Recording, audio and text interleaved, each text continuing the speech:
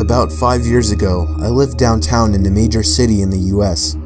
I've always been a night person, so I would often find myself bored after my roommate, who was decidedly not a night person, went to sleep. To pass the time, I used to go for long walks and spend the time thinking. I spent 4 years like that, walking alone at night, and never once had a reason to feel afraid. I always used to joke with my roommates that even the drug dealers in the city were polite. But all of that changed in just a few minutes of one evening. It was a Wednesday, somewhere between 1 and 2 in the morning, and I was walking near a police-patrolled park quite a ways from my apartment. It was a quiet night, even for a weeknight, with very little traffic and almost no one on foot. The park, as it was most nights, was completely empty. I went down a short side street in order to loop back down my apartment when I first noticed him. At the far end of the street, on my side, was the silhouette of a man dancing. It was a strange dance, similar to a waltz, but he finished each box with an odd forward stride. I guess you could say he was dance walking, headed straight for me. Deciding he was probably drunk, I stepped as close as I could to the road to give him the majority of the sidewalk to pass me. The closer he got, the more I realized how gracefully he was moving. He was very tall and lanky and wearing an old suit. He danced closer still, until I could make out his face. His eyes were open wide and wild, head tilted back slightly, looking off at the sky. His mouth was formed in a painfully wide cartoon of a smile. Between the eyes and the smile, I decided to cross the street before he danced any closer. I took my eyes off of him to cross the empty street. As I reached the other side, I glanced back, and then stopped dead in my tracks. He had stopped dancing and was standing with one foot in the street, perfectly parallel to me. He was facing me, but still looking skyward, smile still wide on his lips. I was completely and utterly unnerved by this. I started walking again, but kept my eyes on the man. He didn't move.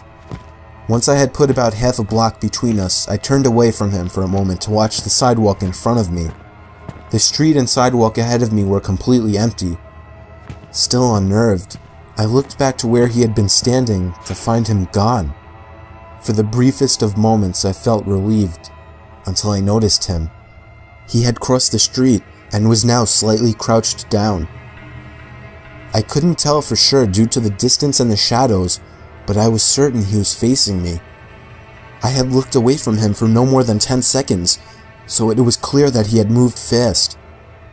I was so shocked and I stood there for some time, staring at him, and then he started moving toward me again.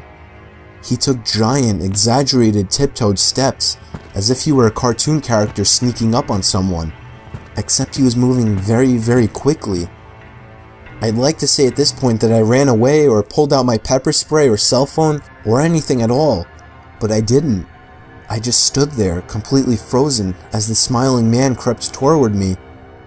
And then he stopped again, about a car length away from me, still smiling his smile, still looking to the sky. When I finally found my voice, I blurted out the first thing that came to mind. What I meant to ask was, "What the fuck do you want?" in an angry, commanding tone. What came out was a whimper. What the fuck? Regardless of whether or not humans can smell fear, they can certainly hear it.